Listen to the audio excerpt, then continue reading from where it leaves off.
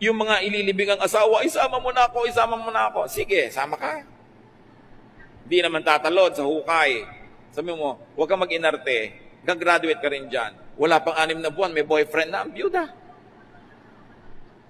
People recover. We are fearfully and wonderfully made. God wired us to survive. Huwag kayong magpapatalo.